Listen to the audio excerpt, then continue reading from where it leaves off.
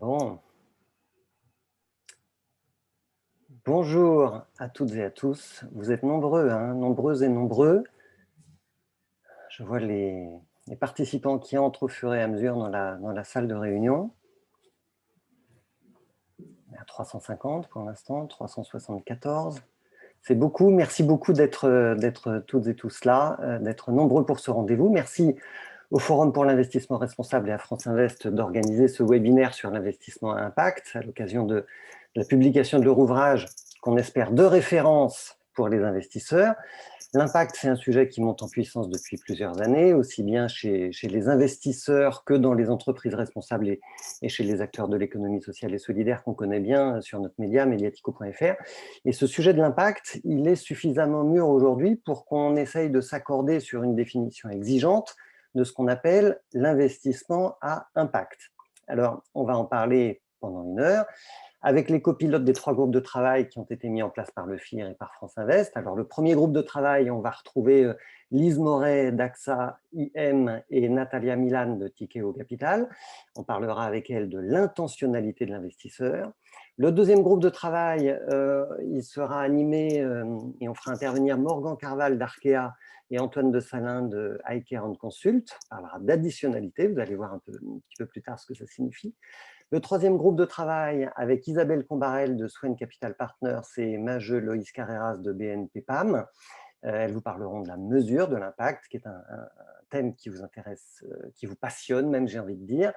Et je vous inviterai tout à l'heure à leur poser directement vos questions par écrit dans le chat de cette application. Et puis, dans ce webinaire, nous allons avoir aussi l'honneur d'accueillir dans quelques minutes Olivia Grégoire, la secrétaire d'État à l'économie sociale, solidaire et responsable, qui a fait de l'impact, des contrats à impact, de la mesure d'impact, l'un de ses axes forts de sa feuille de route à Bercy. Mais avant de l'écouter et introduire cette séance, je vais passer la parole pour un petit mot d'accueil à nos deux hôtes, Alexis Mas, qui est président du FIR, et Mathieu Cornietti, qui est président de la commission Impact de France Invest. Alexis, la parole est à vous pour commencer. Bonjour à toutes et à tous, ravi d'être avec vous ce midi pour un moment qui est important, un moment qui est important pour la place de Paris, un moment qui est important, je crois, pour la finance tout entière dans sa réorientation vers plus d'impact et plus de responsabilité. Alors, quelques mots juste pour vous dire ce que c'est que le FIR, le forum qui vous accueille. Donc le FIR, c'est une communauté d'investisseurs engagés sur la frontière des bonnes pratiques, une communauté de pionniers, et c'est une communauté qui est ouverte sur la société civile. Et je pense que c'est deux dimensions importantes pour affronter l'impact, qui est la grande question de la réorientation de la finance. Ceci étant dit, tout de suite, je veux le dire, autant je crois que la responsabilité, c'est pour 100% des masses financières en jeu, autant je pense que l'impact ne représentera toujours qu'une fraction des masses financières, on l'espère la plus grosse possible, mais il y a bien cette distinction à avoir en tête. D'un côté, la responsabilité de la finance, c'est pour l'ensemble des masses financières de la finance.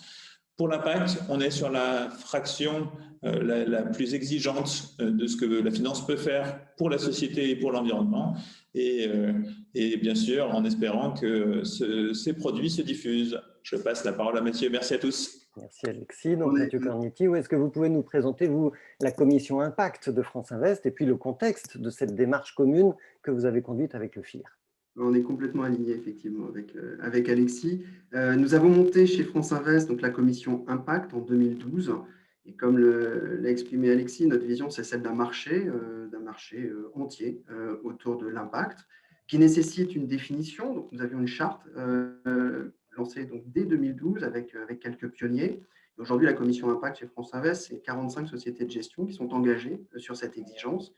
Il y a maintenant 2 ans, avec le FIR, nous avons lancé des travaux en souhaitant avoir une définition qui soit commune aux côtés, aux non-côtés, et en s'appuyant aussi sur le monde solidaire. On le fera avec le président de Finansol par la suite. Et donc, c'est aujourd'hui le rendu de ces travaux. Frédéric, tu as parlé des 6 copilotes de ces groupes de travail. Ça a été 2 ans de travail. Je tiens vraiment à ce qu'on puisse les remercier pour ce rendu. Juste pour rappeler effectivement les trois grands piliers finalement d'une définition exigeante, parce qu'avant d'aller parler de chiffres, aujourd'hui, On a quand même en France 60 sociétés de gestion qui sont impliquées. Ça fait plus de 200 fonds d'investissement qui adhèrent à cette vision exigeante de l'impact et 35 milliards d'euros qui sont alloués à ce marché en France. Donc, on est vraiment sur une définition de place. Mais avant de parler de gros chiffres, il faut parler évidemment de définition et de périmètre. Donc, c'est toute l'idée avec Alexis qu'on a développée sur l'intentionnalité, sur l'additionnalité, sur la mesure et surtout, quand on parle de mesure, finalement, de son utilisation. Je ne sais pas, Alexis, si tu veux rester en visio. L'un des enjeux qui gratte le plus d'ailleurs dans la mesure étant finalement son utilisation, parce que mesurer pour mesurer, et on le verra avec le groupe de travail, a peu d'intérêt. Et là où tout de suite, avec le FIR, on s'est retrouvé aligné, c'est que finalement, s'il y a une rémunération variable, le carry dans le fonds de private equity, s'il y a une rémunération variable, celle-ci doit être tout ou partie contraint par l'impact. Voilà. Donc, on a une définition exigeante, une vision ambitieuse et aujourd'hui déjà un marché. Alexis, Mathieu, comment s'est fait le rapprochement entre vos deux intentions de mettre en place ces travaux sur la table et d'y retravailler, de réunir voilà, 200 structures de la place de Paris autour de ces travaux-là? Je crois que le groupe de travail qui a été le plus dense a été celui de la mesure d'impact. Hein. Le projet date finalement d'événements où nous participions les uns et les autres, où finalement on constatait que les trois univers ou les 2 univers et demi, puisque le solidaire est du non-côté, même si les philosophies d'investissement ne sont pas toujours les mêmes, parler d'impact chacun et sans avoir d'harmonisation de la définition. Alors, on avait tous la sensation qu'on était avec l'impact, face à une révolution pour la finance qui permet de tenir beaucoup mieux la promesse au niveau des souscripteurs et des clients. Et en même temps, on avait un besoin impérieux de parler de la même chose, y compris pour faire le tri entre ce qu'est un discours marketing et ce qu'est une pratique sérieuse de professionnel. Et l'excellente nouvelle de cette définition, c'est que finalement, après 2 ans de travaux, on espérait pouvoir conclure en quelques mois, en fait, il a fallu 2 ans. Nous avons une définition qui est partagée par les 3 univers, le côté, le non-côté, le solidaire, et une définition qui nous semble exigeante, donc compréhensible, qu'on peut expliquer à la société civile en lui rappelant que naturellement elle est exigeante et elle en demande plus et c'est son rôle, mais que les professionnels s'engagent sur des pratiques sérieuses et qu'on est loin du marketing dans des choses qui peuvent un peu changer la vie, ce qui est notre objectif à tous. C'est un vrai marché qui émerge aujourd'hui autour de cette définition avec 60 sociétés de gestion, plus de 200 véhicules d'investissement et 35 milliards d'euros. Merci Mathieu, merci Alexis. Alors on le sait, on le dit, on va le redire encore ici, la France fait partie des pionniers mondiaux sur la question de l'impact. Et quand on a au gouvernement, à Bercy, une ministre qui vient de nous rejoindre, qui place l'impact au cœur de sa feuille de route, évidemment c'est un plaisir de l'accueillir. Bonjour Olivia Grégoire, vous êtes encore en mute? Et je me démute. Merci beaucoup d'être avec nous. Dites-nous, est-ce que vous diriez que d'un statut de pionnière, la France a la capacité de devenir leader en matière d'impact? Oui. Alors, racontez-nous un petit peu votre vision. Quelle est votre approche et comment est-ce que vous recevez les travaux communs du FIR et de France Invest? D'abord, bonjour à toutes et à tous. Bonjour aussi à Alexis Mas, à Mathieu Cornietti. J'entrevois pas mal de visages et de noms avec lesquels nous avons déjà échangé, puisque effectivement nous plaçons l'impact au cœur des missions ici du secrétariat d'État. Et je veux très sincèrement remercier les porteurs de l'impact, les éclaireurs de l'impact, ceux qui parlent d'impact, mais qui au-delà de le parler, le font, le structurent. Je pense évidemment à France Invest et au FIR. Merci pour votre invitation, pour pouvoir échanger quelques mots avec vous ce matin sur des pratiques et une profession qui font vraiment la fierté de la place de Paris. Je vous remercie très sincèrement et d'autant plus que vous me donnez l'occasion rapidement de m'exprimer sur un sujet qui me tient à cœur et qui est vraiment au cœur de l'action que je mène depuis 8-9 mois ici à Bercy, d'ailleurs que je sois du côté de l'économie sociale et solidaire ou de l'économie responsable, et pour lequel j'ai encore eu peu de tribunes, malgré mon énergie inextinguible sur le sujet, alors qu'il y a beaucoup de chemin à parcourir encore pour structurer la dynamique d'impact, la révolution de l'impact, et qu'il y a encore pas mal de malentendus parfois à dissiper. Vous n'êtes certainement pas vous, sans savoir que nous aurons, dès la semaine prochaine, l'opportunité de prendre une initiative de place sur le sujet. Quand on manque parfois de tribunes, il faut les créer. Et c'est vraiment ce à quoi nous allons nous employer grâce à vous aujourd'hui, avec vous demain, dans le cadre de l'initiative que nous allons prendre le 25 mars prochain pour encourager, consolider, booster, mieux faire connaître, donner plus de visibilité et d'impact à celles et ceux qui portent l'impact investing en France, parfois depuis des années, et qui le pratiquent au quotidien.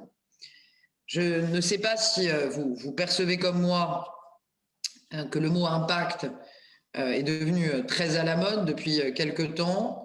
Je suis une femme et je suis une femme qui aime la mode, mais je suis une femme qui parfois s'en méfie aussi, parce que quand un mot a la cote, ça ne signifie pas pour autant qu'il a une réalité et qu'il porte la même définition à chaque fois qu'il est exprimé.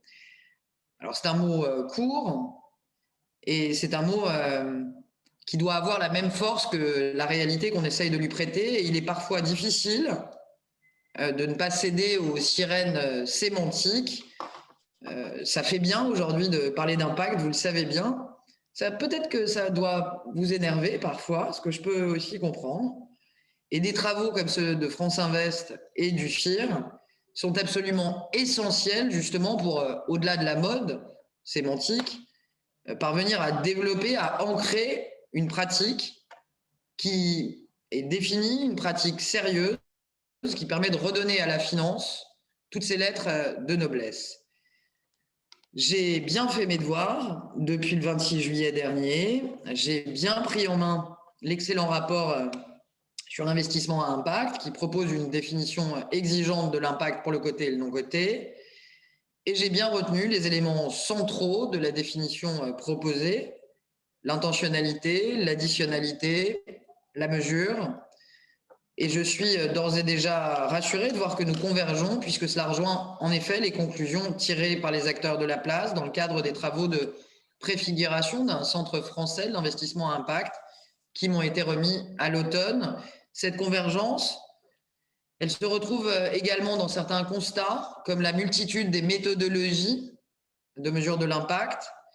Je note qu'il n'est pas encore question dans le rapport du jour de trancher ces méthodes, ce que je comprends tout à fait. Et pour autant, je pense que c'est important qu'on puisse bientôt nous mettre d'accord sur ce chemin aussi, ce chemin des grands principes méthodologiques de l'impact measurement. Vous le savez, vous aussi, et vous le pratiquez, la publication des données ESG qui va être consolidée et élargie à compter de la révision de la directive NFRD au mois d'avril, la création de cette dynamique en faveur de la publication des données ESG ne crée pas, ipso facto, de l'impact. Encore faut-il, post-publication, disposer d'outils méthodologiques permettant de mesurer la dynamique, le chemin parcouru et l'impact. Sans mesure rigoureuse, il sera très difficile d'être transparent sur son impact, qui est pourtant la clé, et donc il y a encore du travail.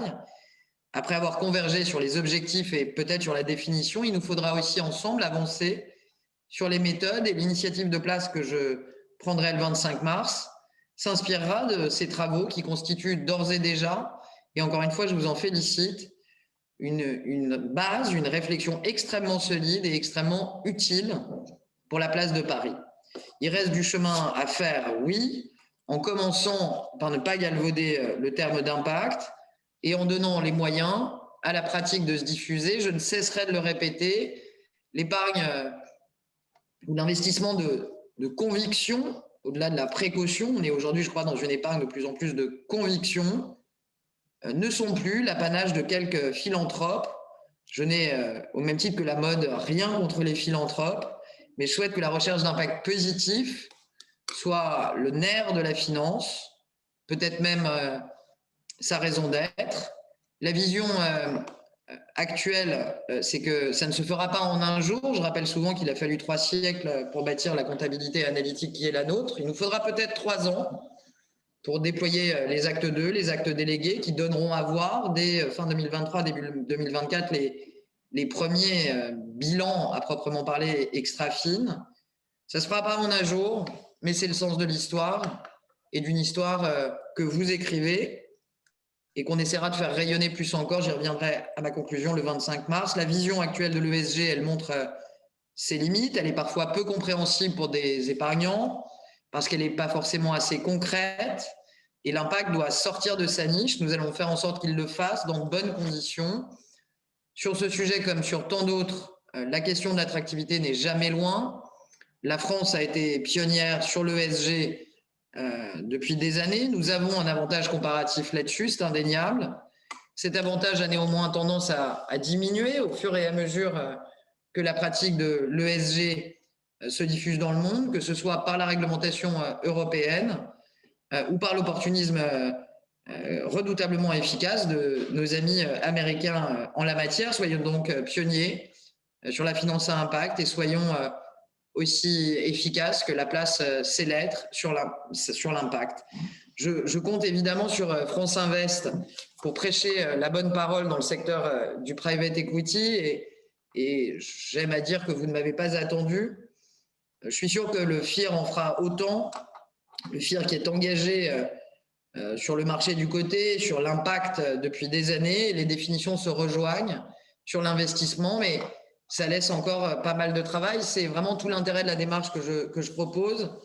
Je me réjouis particulièrement qu'on puisse compter sur la participation d'éminents membres de France Invest et du FIR lors du lancement donc, de l'initiative de place que je lancerai le 25 mars prochain, qui aura lieu en physique et en webinaire et qui signera le lancement d'une initiative de place que nous portons avec Augustin de Romanet notamment, mais beaucoup plus largement, au service de la finance à impact en France, tout à la fois sur son volet de définition, d'incarnation, mais aussi sur le volet de la mesure de l'impact, sur le volet académique, méthodologique, recherche, au service d'une méthodologie française ou européenne de l'impact measurement.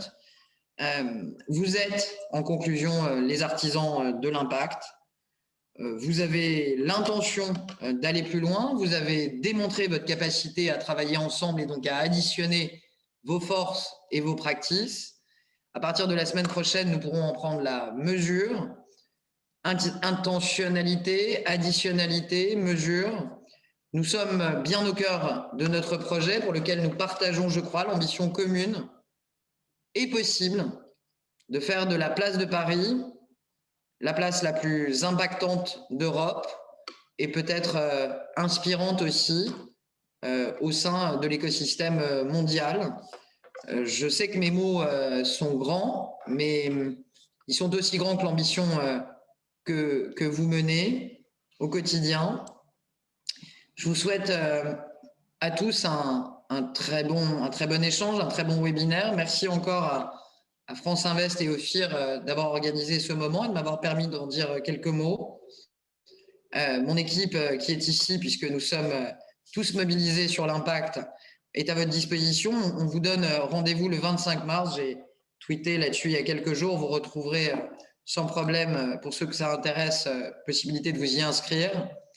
Mais au-delà du 25 mars, c'est une dynamique que nous lançons et donc dans les semaines et mois qui vont suivre, comptez sur moi pour faire avancer les travaux à l'échelle de toute la place et être à vos côtés, aux côtés de ceux, c'est-à-dire vous, qui croyez profondément au potentiel de la finance à impact, qui l'incarnait et qui l'a porté depuis bien des années et bien avant mon arrivée. Je ne serai pas plus longue. Merci et à très bientôt. Merci beaucoup, Madame la Ministre, pour votre appui à cette démarche exigeante des investisseurs rassemblés aujourd'hui à l'initiative du FIR et de France Invest. Merci pour votre présence avec nous ce matin. Je vais me tourner encore un instant vers Mathieu Cornietti et Alexis Mas rapidement pour, avant d'aller voir ce qui se passe, effectivement, ce qui s'est passé dans les groupes de travail et ce qui s'y passe encore, juste pour que vous nous disiez un petit peu ce qui fait l'exigence aujourd'hui de la démarche d'investissement à impact et puis la façon dont vous avez souhaité aboutir à une définition commune et à une convergence de vues, ce qui évidemment était un défi à relever, un défi important. Et ce qui est important, Frédéric, c'est qu'effectivement, au-delà du FIR, de France Invest et puis même de Finansol, en la présence de son président, c'est qu'effectivement, ces travaux ont été réalisés par des praticiens et pour des praticiens. Voilà. Donc, on est vraiment dans la pratique de l'impact depuis, effectivement, comme Madame la Ministre l'a rappelé, des années, depuis 2012 pour la commission Impact de France Invest. Et j'invite d'ailleurs tout le monde à venir prendre connaissance du rapport qui est public sur le site du FIR et celui de France Invest, qui est d'ailleurs en version française et en version anglaise, et qui permet comme ça, effectivement, de rappeler qu'aujourd'hui, autour de cette définition, plus de 60 sociétés de gestion et 35 milliards d'euros sont identifiés et alloués au marché de l'impact investing. Merci Mathieu. Alexis, un petit mot de réaction également ? Oui, je suis comme la ministre convaincu que ce n'est pas un effet de mode. On a un vrai marché en face de nous.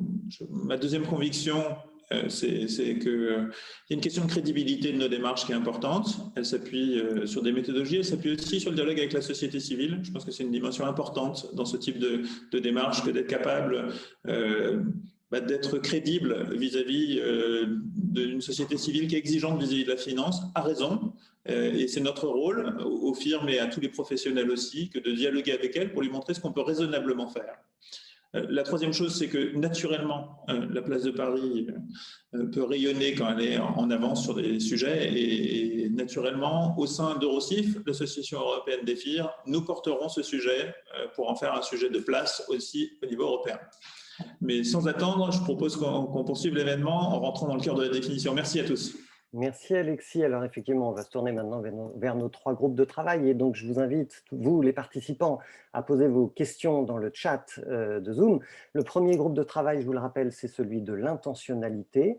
Est-ce que l'investisseur veut vraiment générer un impact positif pour la société au travers de ses investissements? C'est un petit peu la question clé et pourtant ça semble particulièrement difficile à mesurer. Lise Moret, vous êtes responsable stratégie climat pour AXA IM et de l'investissement responsable et à impact. Nathalie Milan, vous êtes manager ESG chez Tikeo Capital. Comment est-ce que vous avez fait dans votre groupe de travail pour définir cette fameuse intentionnalité de l'investisseur? Je vais commencer par prendre la parole pour répondre à cette question. Donc, effectivement, l'intentionnalité, elle se définit bien sûr tout d'abord au niveau de l'investisseur. Et donc, nous, ce qui nous a intéressé, en fait, c'est de faire une cartographie de comment est-ce que justement un gérant d'actifs, un investisseur institutionnel, n'importe quel type d'investisseur peut témoigner de sa volonté, de son intention de générer de l'impact. Donc, en fait, il y a trois chemins par lesquels ça va passer. La première chose qu'un investisseur doit faire pour démontrer de son intention, c'est tout simplement de définir quel est son objectif, qu'est-ce qu'il cherche à atteindre au travers d'une stratégie à impact. Donc, en clair, quelle est la dimension de développement durable, la dimension d'impact sociétal qui est ciblée au travers de l'investissement. Ça, on va voir que on a vu dans notre groupe de travail que ça soulevait plein d'aspects, notamment en termes qu'on retrouve dans la problématique liée à la mesure de l'impact, donc des problématiques de données, des problématiques de référentiel. Et donc, définir un objectif, c'est vrai que c'est bien, mais il faut aussi pouvoir le rattacher à quelque chose d'un petit peu reconnu, d'un petit peu crédible. Le deuxième volet, en fait, une fois qu'on a défini l'objectif, c'est d'avoir une démarche globale d'investissement qui va permettre d'atteindre cet objectif. Donc ça veut dire quoi? Ça veut dire que c'est pas tout de dire je vais acheter tel type d'action, tel type de secteur, ou alors je vais soutenir tel type de projet d'infrastructure. L'intentionnalité, elle se mesure aussi par un comportement global d'investisseur qui est exhaustif et qui ne se limite pas à quelques actifs en portefeuille. Et puis, en fait, pour finir, et ça a été un grand sujet de conversation dans le cadre de notre groupe de travail, on voit bien que ce soit la définition d'un objectif ou bien d'une démarche d'investissement, finalement, tout ça, cette question d'intentionnalité, elle dépend avant tout de la gouvernance qu'on aura mis en place, une gouvernance qui est qualifiée et qui est finalement suffisamment outillée pour pouvoir flécher les investissements, pour pouvoir répondre à ces objectifs, et donc, in fine, une gouvernance à partir de laquelle on est sûr qu'il n'y aura pas de conflit d'intérêts, qu'il y aura un alignement d'intérêts justement pour générer cet impact. Et donc ça va relever, ça va soulever des sujets d'expertise au conseil d'administration, de création peut-être de comités qui seront référents à des strates de décision assez élevées. Donc cette question de la gouvernance, finalement, elle est absolument cruciale dès lors qu'on veut cadrer l'intentionnalité au niveau d'un investisseur. Oui. Non, j'allais dire, et vous n'êtes pas le seul groupe de travail, évidemment, qui a pointé du doigt cette question de la gouvernance. Ça va être intéressant, on va en reparler. Natalia Milan, de votre côté, parce qu'entre côté et non-côté, évidemment, l'approche est un petit peu différente. Quelle est votre grille d'analyse à vous?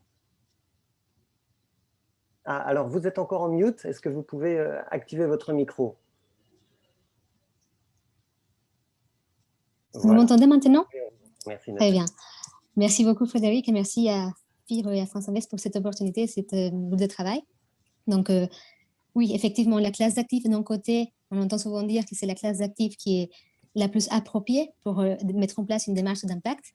Cela est vrai quand on parle d'additionnalité et des mesures d'impact, puisqu'un investisseur qui est investi de manière majoritaire ou qui détient une partie significative du capital peut avoir une relation de proximité et des qualités avec les entreprises, et donc peut avoir une manière plus simple de mettre en place ce type de démarche. Quand on parle d'intentionnalité, par contre, on est sur les pieds d'égalité, que ce soit actif coté ou actif non coté, puisqu'il s'agit de définir les problèmes qu'on va adresser. Quand on parle de définir un problème, on va dire quel est Lise l'a évoqué, quel est le thème de développement durable qu'on va traiter et quelle est l'intention qu'on se dote pour répondre à ces problèmes-là.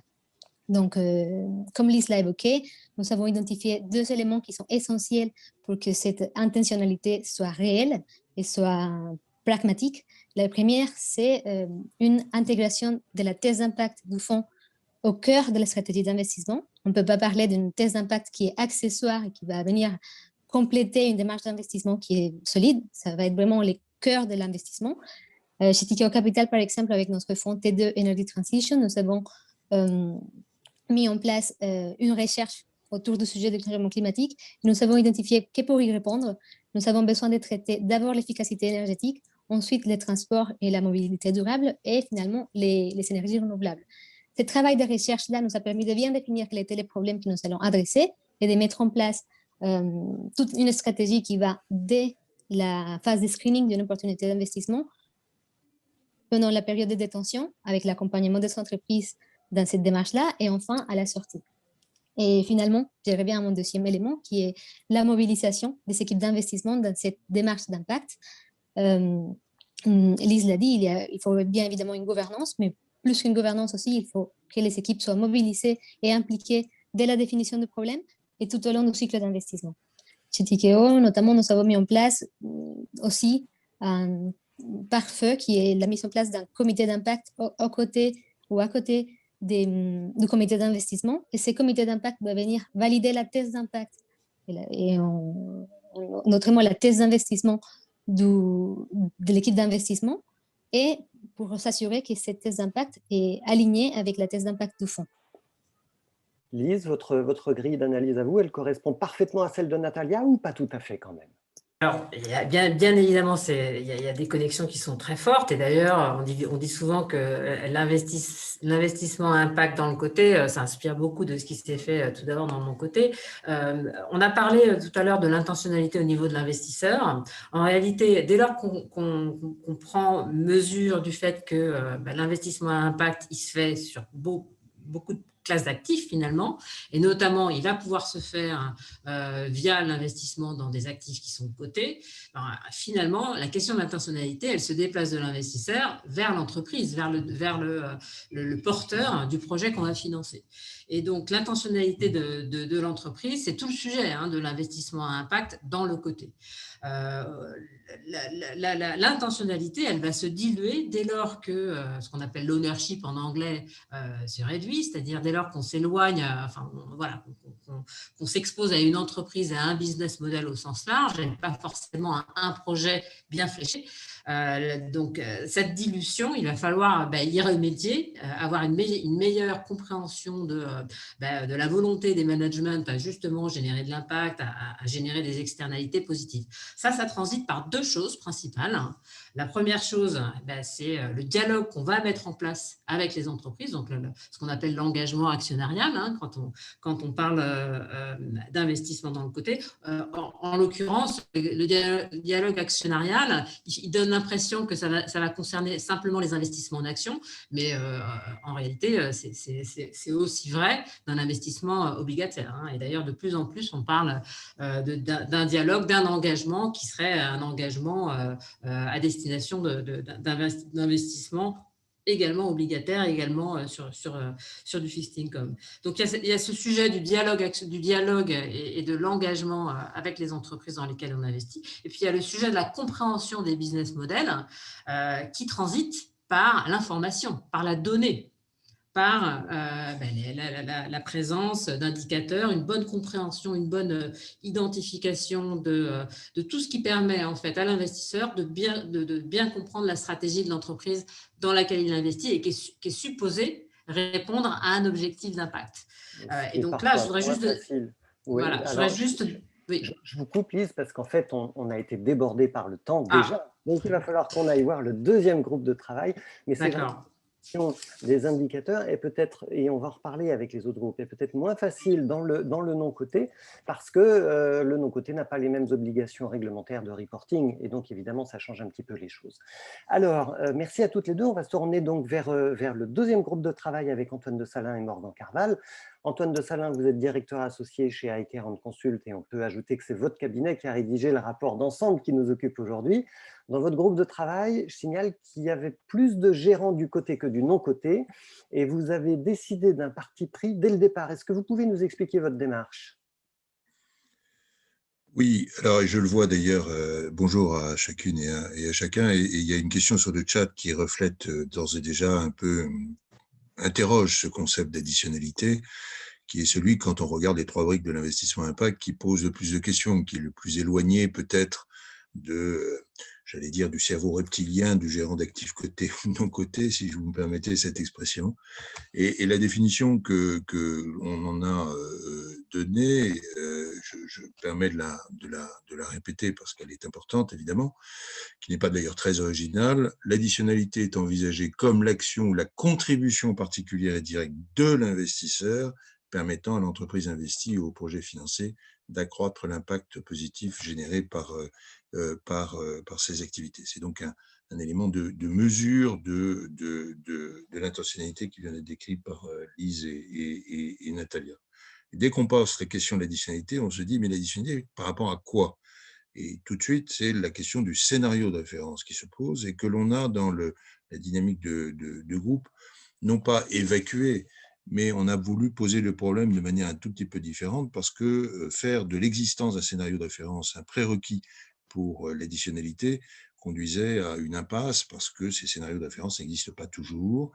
Il n'y a pas toujours de politique publique, même si elle existe de plus en plus fortement en matière environnementale, avec cette notion de trajectoire de réduction d'intensité carbone conforme aux accords de Paris. On peut citer aussi quelques exemples dans le domaine social. Et donc, en fait, Le capital additionnel, si j'ose dire, pour nous, là, dans le cadre des travaux du groupe, ont montré qu'il pouvait se caractériser par 3 choses qui sont articulées un peu avec ce qui a été dit sur l'additionnalité. C'est d'abord forcément un capital patient.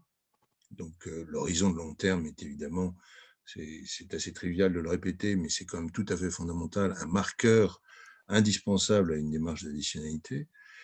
D'autre part, c'est le capital additionnel, comment dire, il est géré de manière particulière au sens où il est forcément intégré à la construction de portefeuille. Prétendre avoir un impact additionnel dans une démarche ESG classique de screening, ça n'a pas beaucoup de sens. Le screening d'un portefeuille pour passer d'un univers d'investissement à un univers investissable. Donc, la démarche d'impact, l'objectif d'impact, la mesure de l'impact doit être intégrée à la construction de portefeuille. Et pour tous les gérants qui nous écoutent, je crois que ça parlera assez aisément. Et puis, le troisième test, du capital additionnel, c'est un capital engagé et qui accompagne. Et en particulier dans le monde du non-coté, mais c'est aussi faisable d'une certaine manière à travers un engagement actionnarial robuste et traçable dans le monde du coté. Le capital additionnel, l'impact est intégré à la démarche de business plan et l'investisseur se situe dans une démarche d'accompagnement avec l'entreprise qu'il finance ou dans laquelle il est investi. Ça peut passer par la formation, ça peut passer par la mise à disposition d'outils plus simple et plus élémentaire est un bilan carbone, par exemple, mais on peut envisager d'autres exemples. Donc, c'est à travers ces trois concepts, capital patient, capital démarche d'investissement qui intègre l'impact à la construction de portefeuille, et avec cette notion de capital accompagnant, si j'ose dire, ou engagé, que nous sommes arrivés à donner un certain nombre mettre un peu de chair sur ce concept d'additionnalité autour de la colonne vertébrale classique que l'on peut trouver dans beaucoup de documents. Merci à vous. Alors, Morgan Carval, vous êtes directeur d'investissement chez Arkea. Vous êtes aussi responsable du fonds d'impact We Positive Invest. Comment est-ce que vous avez mis de la chair autour de ces notions-là? Comment est-ce que l'investisseur peut ajouter véritablement son influence à la marche de l'entreprise? Oui, merci Frédéric, merci Antoine. Je vais essayer de vous montrer par certains exemples. Effectivement, chez Arkea Capital, on a créé un fonds d'impact spécialisé sur les entreprises assez jeunes. On appelle ça le capital risque. Alors, bien évidemment, on est dans l'univers du non-coté. Donc, cette partie engagement de long terme, nous, on a des taux de détention qui sont en année, entre 5 et 7 ans, 7 ans en moyenne. Bien évidemment, on investit dans des entreprises pour lesquelles l'impact est généré directement par l'activité de l'entreprise. Donc, c'est au cœur de la stratégie d'investissement du fonds, mais c'est aussi au cœur de la thèse d'investissement financier de l'entreprise. Donc, de ce point de vue-là, on a cette recherche d'additionnalité liée aux projets et aux entreprises qu'on va financer. Si j'essaie de prendre des exemples, c'est dans l'engagement et dans l'accompagnement des entreprises. Premièrement, lorsqu'on fait du capital risque, on accompagne des entreprises qui sont assez jeunes. Ça peut être des entreprises qui ont quelques centaines de milliers d'euros de chiffre d'affaires, une dizaine de collaborateurs, et notre rôle en tant qu'actionnaire, puisqu'on est des actionnaires minoritaires mais assez actifs, on est présent dans la gouvernance de l'entreprise. Généralement, on a un siège avec un droit de vote au sein du comité stratégique de l'entreprise. C'est d'accompagner l'équipe dirigeante dans la mise en place de sa stratégie, de ce qu'on appelle chez nous le go-to-market, donc la réussite, et dans la définition des orientations stratégiques qui vont permettre à l'entreprise de se développer tout en générant un impact qui va créer de la valeur ajoutée pour la société, mais aussi pour l'entreprise et les investisseurs. Donc là, on a un rôle de conseil et d'accompagnement qui est important. Et parfois, ça peut aboutir à des discussions assez actives en board. Parce on peut être tenté d'essayer de maximiser un peu plus l'impact financier au détriment de l'impact social ou environnemental qu'on cherche à générer. J'ai 2 exemples là-dessus. J'accompagne une entreprise dans la formation professionnelle.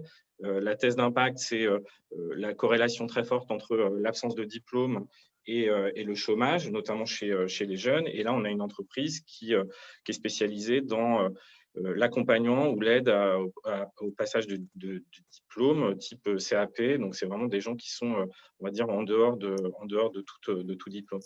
On a une opportunité actuellement dans le marché de pivoter un peu en dehors de cette thèse d'impact-là pour capter un marché nouveau créé par la réforme de la formation professionnelle.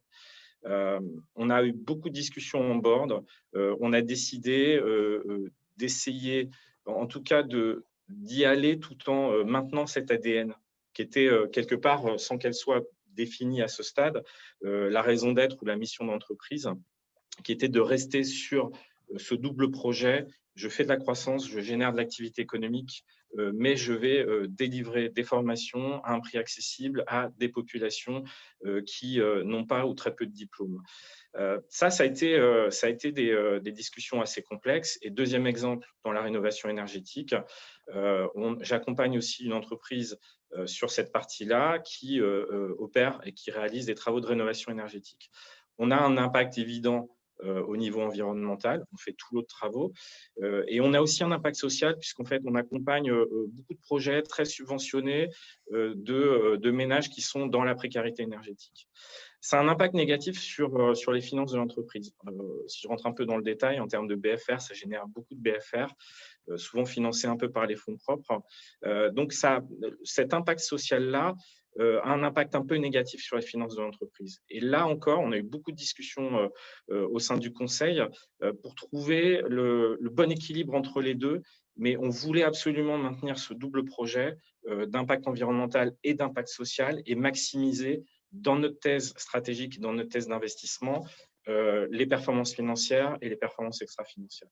Et je crois que c'est important, et ce sera ma conclusion, pour y parvenir, et on l'a déjà rappelé, l'alignement d'intérêts et l'alignement notamment de la performance financière de l'équipe de gestion à la réussite et à la génération d'impact quantifiable et mesurable et additionnel est très, très importante pour nous permettre de conserver cette double exigence-là, qui est vraiment très importante pour nos LPs. Et on voit bien au travers de ces exemples, merci, que l'engagement actionnarial porte en lui-même cette additionnalité. Merci à tous les deux. On va se tourner vers le troisième groupe de travail féminin, comme le premier. Isabelle Combarel, qui est DGA de Swen et qui est en charge de l'activité développement et ESG de Swen Capital Partners, et Maje-Loïse Carreras, qui est responsable investissement solidaire chez BNP Paribas Asset Management. Bonjour à toutes les deux. Isabelle Combarel, d'abord en lien direct avec ce qu'on vient de voir avec le groupe de travail précédent. Vous avez travaillé notamment sur l'indexation de la rémunération de l'investisseur sur l'impact de l'entreprise. Est-ce que c'est faisable? Et si c'est faisable, comment est-ce qu'on fait ça? Merci Frédéric pour cette question et bonjour à tous et bonjour à Maje, voilà, que je vois désormais apparaître, ma copilote sur ce groupe de travail de la mesure de l'impact. Tu le disais Frédéric en tout début, c'est en effet un groupe de travail qui a beaucoup attiré puisqu'on avait plus d'une trentaine de participants que nous avions dû sélectionner sur base de lettres de motivation parce qu'on avait beaucoup trop de demandes et c'était ingérable et ça mélangeait et c'est tout le bénéfice de ce groupe de travail en effet, le marché du côté et du non-côté, et on est arrivé avec beaucoup de travail, de surprise aussi, à un consensus assez partagé par l'ensemble des participants qui était vraiment représentatif, je dirais au niveau de notre groupe de travail, et Maje, tu n'hésites pas à me compléter, hein, mais à la fois des investisseurs institutionnels, des sociétés de gestion et même des corporates qui ont participé avec bien sûr aussi des conseils. Donc on était plutôt très satisfaite du travail qui a été fait dans un contexte particulier que nous partageons tous et qui a été, je pense, un élément qui nous a permis d'avancer sur la mesure d'impact. Et tu le mettais de suite en relation avec l'indexation sur la rémunération. Je tiens quand même juste à préciser qu'on a, donc vraiment vous y trouverez dans ce guide une définition de la mesure d'impact, son lien avec les externalités positives, les externalités négatives et bien sûr cette nécessité d'avoir des objectifs d'impact dès lors qu'on mesure, qu'on cherche à évaluer ces ces mesures d'impact. Et en effet, une des utilisations de la mesure d'impact, c'est notamment de lier cette performance d'impact à la rémunération, tout en partie, du gérant financier du fonds en question, pour s'assurer de cet alignement d'intérêts qui a été évoqué finalement en transversal au niveau de l'ensemble des groupes de travail et de nos précédents intervenants, et qui est possible. On a été assez ouvert à dire que ça n'était pas quelque chose de systématique à mettre en place, parce qu'on le reconnaît, c'est complexe, mais il faut le rechercher parce que c'est le meilleur moyen de démontrer que derrière, il y a une méthodologie fiable, robuste, opposable, transparente également. On a évoqué la gouvernance, on pourra y revenir sur tes prochaines questions, Frédéric, mais tout ça est absolument indispensable pour mettre en place une indexation liée à la performance d'impact des sociétés qui sont des actifs d'infrastructure qui sont financés par le gérant. Alors, mes prochaines questions, elles vont être courtes. Donc, si vous avez des messages à passer, il faut les passer maintenant, parce qu'on s'arrêtera normalement à 13h. Mais du coup, j'ai envie de vous demander à toutes les deux, mais peut-être aussi à Majeux, parce qu'elle n'a pas encore parlé, comment est-ce que vous avez fait pour l'harmoniser, cette notion de mesure d'impact, sachant qu'entre le côté et le non-côté, évidemment, les outils d'analyse ne sont pas les mêmes, et qu'il n'y a pas les mêmes obligations de reporting, comme je le disais tout à l'heure, et que ce n'est pas évident de s'accorder, même entre vous, même si apparemment vous vous entendez super bien. Effectivement, l'entente ne fait malheureusement pas la solution parfaite, du moins pas aujourd'hui. Je pense qu'il y a quand même eu un premier consensus. Et la ministre l'a dit en introduction, on n'a pas tranché. On n'a pas tranché parce qu'on a eu un consensus assez rapidement de dire que la mesure d'impact ne peut pas être unique. La mesure d'impact unique n'existera pas, même pas demain. Parce qu'en fait, fondamentalement, la mesure d'impact, elle sert à quoi? Elle sert à être le miroir de l'intentionnalité. Et les stratégies d'impact sont très diverses. Elles vont continuer à se multiplier. Et donc, il faudra que la mesure d'impact s'adapte à chacun des fonds. Donc, sur quoi on peut avoir un consensus? Sur quoi on peut être identique entre praticiens, côté ou non côté? Et effectivement, on s'est rendu compte que finalement, un certain nombre de différences pouvaient s'effacer. Je pense qu'il y a 3 choses qu'on a mis en avant. On peut avoir la même démarche, une démarche similaire, et qui a été aussi rappelée dans les 2 autres groupes de travail, c'est que faire de l'impact, c'est pas juste un beau prospectus et un beau reporting d'impact. Faire de l'impact, c'est une intégration tout au long du processus d'investissement. Et la mesure d'impact, la compréhension de la mission sociale des entreprises et de leur impact doit s'intégrer. Donc, c'est avant tout la mesure d'impact et l'analyse d'impact un outil pour l'équipe de gestion, pour pouvoir décider, suivre et prendre des décisions tout au long de la vie d'un fonds. Et donc ça, c'est une démarche similaire qu'on peut tous prendre en compte et sur laquelle on peut créer des bonnes pratiques à partager. La deuxième chose, c'est qu'on s'est mis d'accord sur un certain nombre de qualités que doivent avoir des indicateurs et que doivent avoir des reportings d'impact, et qui fait référence au rapport sur les principes 7 et 8 que vous pouvez retrouver. Et peut-être le troisième consensus qu'on a eu, ou c'est peut-être pas un peu consensus, c'est peut-être plus justement la prochaine étape, c'est se dire petit à petit, on va progresser. Aujourd'hui, on a tous été d'accord que la mesure parfaite n'existe pas. Donc, ça veut dire qu'il faut mais il faut quand même faire. On ne va pas s'arrêter là, dire on ne peut pas, les indicateurs ne sont pas présents. Donc, on a tous été d'accord pour dire qu'il faut commencer. Il faut commencer en étant transparent du coup sur ce qu'on sait faire, sur ce qu'on peut mesurer, sur comment on le fait, pour permettre à chacun de progresser.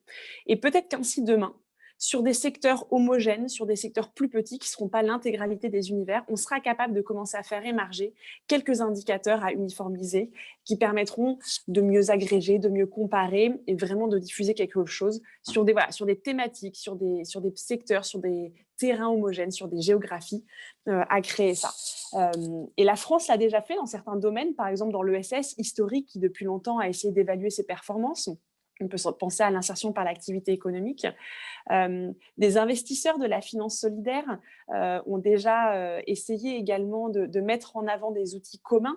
On peut penser à la mesure et suivi de l'impact social, l'outil MESIS, qui est déployé par le Fonds Novès, par quelques fondateurs, la Caisse des dépôts et consignations, ICO, Kimso et le groupe BNP Paribas, pour dire voilà, c'est peut-être qu'un petit univers, c'est pas pour tout le monde encore, mais ça permet de faire des premiers pilotes sur ce que pourraient être des outils et des indicateurs homogènes et communs.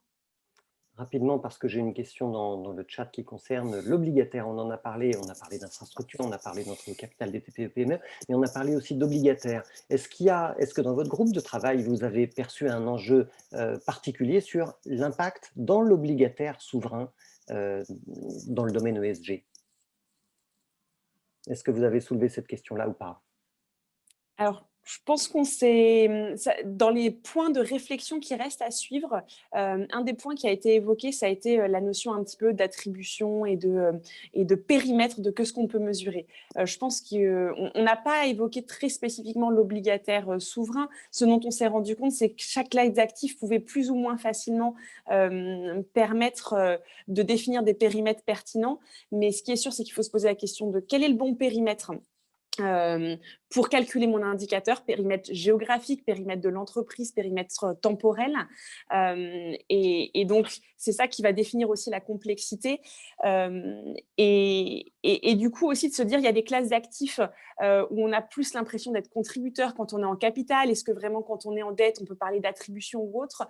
C'est pour ça qu'une des choses qu'on a écrit dans le rapport, c'est à date, il n'y a pas vraiment de recommandation d'appropriation, de calcul de contribution proportionnelle, parce que les différentes classes d'actifs rendent très difficile d'avoir une pratique homogène. Et on en revient du coup au point qu'on disait qui fait consensus et qui nous semblait essentiel, c'est qu'aujourd'hui, du coup, ce qui est important, c'est la transparence. En fonction de ma classe d'actifs et de l'entreprise, comment en transparence j'active, comment j'ai calculé et comment je parle de ma mesure d'impact. Donc ça reste l'un des points à relever, à résoudre encore maintenant, même si les groupes de travail ont bien travaillé, même si on a la restitution de ce rapport. Donc Majeux, voilà, ça c'est le point qui reste à creuser pour vous. Je me tourne vers les 5 autres copilotes des groupes de travail et je vais vous demander juste en 30 secondes, pour qu'on ne déborde pas le temps, parce qu'on a encore une autre intervention de Frédéric Ibérien de Finansol juste après vous. En 30 secondes, dites-nous quels sont les enjeux à relever pour vous aujourd'hui. Quelle réflexion faut-il poursuivre dans votre groupe de travail? Si je demande d'abord à Lise Moret et Natalia Milan, en 30 secondes. Si vous pouvez réactiver vos caméras. Alors, oui, voilà. Alors, moi, je voudrais juste peut-être reprendre un petit peu ce dont on parlait tout à l'heure, ma conclusion par rapport à la définition de l'intentionnalité et la perspective pour l'impact coté, puisque c'est quand même une portion de l'investissement impact qui demande à être explorée, ou en tout cas bien couvert par des référentiels et des bonnes définitions. Et j'aurais juste donné l'exemple de ce qu'on a pu observer dans le secteur pétrolier récemment, avec les annonces qu'on a vues fleurir au cours des 2 dernières années d'atteindre la neutralité carbone. Donc des promesses effectivement qui sont louables, qu'il faut quand même recevoir très positivement, venant d'un secteur quand même par ailleurs très impactant. Aujourd'hui, ce que veulent les investisseurs, et ceux notamment qui sont inscrits dans des initiatives assez emblématiques, des initiatives d'engagement assez emblématiques, c'est non seulement effectivement l'intention d'aller vers de la neutralité carbone, mais aussi de comprendre comment on va y arriver. Et donc j'en reviens à mon sujet de l'accès à la donnée, de l'accès à l'information et de notre capacité en tant qu'investisseur de bien qualifier les stratégies et les business models des entreprises. Donc, je pense que l'enjeu pour l'investissement à impact coté, notamment, ça va être la mise en place de frameworks, de référentiels de gouvernance avec une espèce de checklist de données et qui reposeront évidemment sur des modèles et des raisonnements peut-être académiques, pourquoi pas. Mais ce framework d'engagement, de la même façon qu'on a vu des frameworks d'engagement climat assez emblématiques, devront être établis pour l'impact. Vraiment 30 secondes, merci, mais on a compris ce framework. Merci beaucoup pour accéder aux chiffres. Natalia Milan, 30 secondes aussi. 30 secondes. Alors, pour moi, l'enjeu, c'est de travailler sur des outils pour accompagner la place de Paris justement à avancer sur les sujets de l'intentionnalité. Parce qu'aujourd'hui, on est arrêté sur une définition, et au-delà, il faut travailler avec la place de Paris tous ensemble pour développer des outils pour aller plus loin. Merci Natalia. Morgan Carval et Antoine de Salin, de votre côté, qu'est-ce qui reste? Antoine, je vous vois. Qu'est-ce qui reste à travailler dans votre groupe de travail? Énormément de choses. On ne s'est pas situé dans une démarche normative, comme vous l'avez bien compris, parce qu'elle était condamnée à l'échec. On s'est situé dans le cadre d'une démarche bottom-up. Donc, tout ce qui pourra favoriser dans les semaines, les mois qui viennent, un peu dans la ligne de ce que nous disait Olivier Grégoire, l'échange de bonnes pratiques sur ce terrain du capital, j'allais dire, de l'intégration à la construction du portefeuille, l'accompagnement et l'engagement, et ira dans le bon sens pour, encore une fois, mettre de la chair autour de cette colonne vertébrale et rassurer ceux qui sont inquiets avant de s'engager dans cette démarche et s'apporter dans l'exercice de leur métier. Merci à vous. Morgan Carval. Oui, moi, je prendrais le sujet lié à la distinction entre l'ESG et l'impact. Je crois que c'est important. L'impact va plus loin que la réduction des externalités négatives que l'on peut mesurer au travers d'une démarche ESG. Et je crois qu'on devra démontrer la génération d'externalités positives au sein d'une démarche d'impact et l'engagement des équipes à le faire. Je crois que c'est pour moi un des sujets majeurs. Isabelle Combarel, je vous vois aussi. Alors, de votre côté, même question, bien sûr. Qu'est-ce qui reste à travailler? Oui, alors désolée, hein, j'ai été coupée, je m'en excuse, hein, les joies de notre nouvelle ère. Qu'est-ce qui reste à travailler? Plein de choses.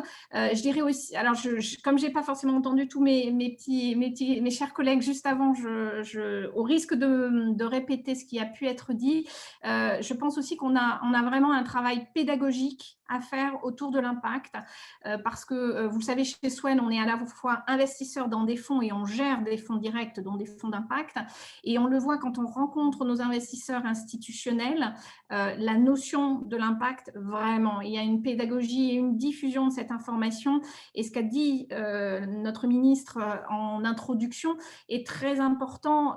On peut avoir ce leadership à la française sur l'impact, on a vraiment toute cette légitimité et ce savoir-faire en France et ce jus de cervelle, je reprendrai les expressions de Antoine qui doit se reconnaître derrière ça, que j'aime beaucoup. C'est vraiment, il y a un savoir-faire à la française et on peut le prendre. On a un leadership français au niveau européen et certainement au niveau international à prendre en matière d'impact. Beaucoup de R&D à faire, beaucoup de diffusion et de pédagogie pour justement faire ressortir les bons élèves et permettre d'aider au tri qui de toute manière nous sera demandé par la réglementation, et on a eu un joli exemple la semaine dernière avec l'entrée en application du règlement européen Disclosure qui n'est que le début. Le début. Merci Isabelle. Majeux Loïs Carreras, qu'est-ce qui reste à travailler pour vous? Effectivement, moi je pense que pour aller un petit peu dans l'esprit de ce qu'on se disait, c'est que je pense que ce qui serait intéressant en prochaine étape demain, c'est d'avoir un premier pilote, de se dire prenons une thématique d'impact aujourd'hui prégnante et très fortement portée par les acteurs de la place, l'emploi, la santé. Trouvons-en une présente parmi par exemple les 60 fonds qui ont aujourd'hui supporté la publication du rapport et tentons d'aller plus loin qu'une démarche similaire et de commencer à voir si on arrive à faire émerger ces premiers indicateurs de référence et qu'est-ce qui nous manquerait pour vraiment les rendre accessibles pour les investisseurs et donc ça veut dire calculable pour les entreprises, en se basant aussi sur des référentiels pas que français, peut-être les travaux qui sont faits aussi à l'international pour rentrer dans cette dynamique de cohérence. Il faut être leader en France, mais il faut aussi se mettre en cohérence avec ce qui se passe ailleurs et par exemple l'IMP et IRIS+. Merci beaucoup. Alors, on voit que vous avez fait un travail formidable, mais ça n'est que le début, donc il reste encore plein de choses à faire. Avant de conclure ce webinaire, j'aimerais donner la parole à Frédéric Tibérien, président de Finansol, qui est l'un des acteurs historiques, pionniers de la finance solidaire et de la finance à impact en France. Frédéric Tibérien, je sais que vous devez partir, désolé pour ces 5 petites minutes de retard, mais la parole est à vous. Merci, vous êtes tout excusés. Je remercie d'abord Alexis Mas et Mathieu Cormetti qui me donnent l'occasion de réagir à la définition de l'investissement impact qui vient de vous être présentée. Donc je rappellerai d'abord que Finansol a participé en 2014 aux travaux du comité consultatif français pour l'investissement à impact social qui a été créé dans la foulée du G8 de Londres et lequel a inscrit ce sujet à l'agenda international qu'il n'a pas quitté depuis. Ce comité avait déjà donné une définition de l'investissement impact dans son rapport de juillet 2014, très proche de celle qui est proposée aujourd'hui, et formulé de nombreuses recommandations et propositions pour développer cet investissement en France et mieux mesurer l'impact des financements ou des investissements. Alors, l'Impact Invest Lab, qui a été créé en 2016 et avec qui Finansol va fusionner en juin 2021, assure pour la France le suivi des travaux du Global Steering Group for Impact Investment, qui est présidé par Sir Ronald Cohen, et publie chaque année un état des lieux de l'investissement à impact en France. L'ILAB a également déjà publié de nombreuses études sur le marché de l'investissement impact et va d'ailleurs en sortir une nouvelle que je vous invite à lire dans quelques jours sur le rôle des assureurs. Alors, des membres de Finansol et de l'ILAB ont également participé aux travaux du FIR et de la commission Impact de France Invest, dont il vient de vous être rendu compte. Alors, Finansol et l'ILAB tiennent à marquer leur convergence de vue avec la définition qui est proposée pour les raisons suivantes.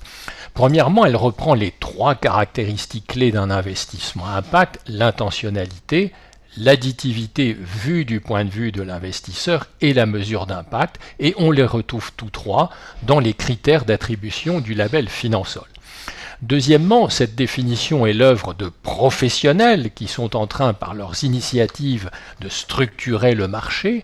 Elle est consensuelle entre ces professionnels de la place opérationnelle et correspond parfaitement aux souhaits à la fois des acteurs de la société civile et des épargnants dont nous connaissons les aspirations à une finance plus solidaire, plus responsable, plus verte, plus durable. Alors, troisièmement, cette définition concerne, et ça a été très bien dit, le coté et le non-coté. Elle reconnaît que le non-coté bénéficie d'un avantage comparatif parce qu'il a un horizon de temps plus long et comporte souvent un accompagnement des entreprises financées. Finansol, qui regroupe des investisseurs patients, confirme que l'investissement impact social et environnemental implique un temps plus long et donc une exigence de rentabilité compatible avec les projets financés, mais nous reconnaissons aussi que l'investissement impact, pour devenir significatif, ne peut pas rester cantonné au non-coté. Quatrièmement, cette définition est exigeante et elle va permettre de faire le tri en ce qui relève de l'investissement impact et l'impact washing entre guillemets.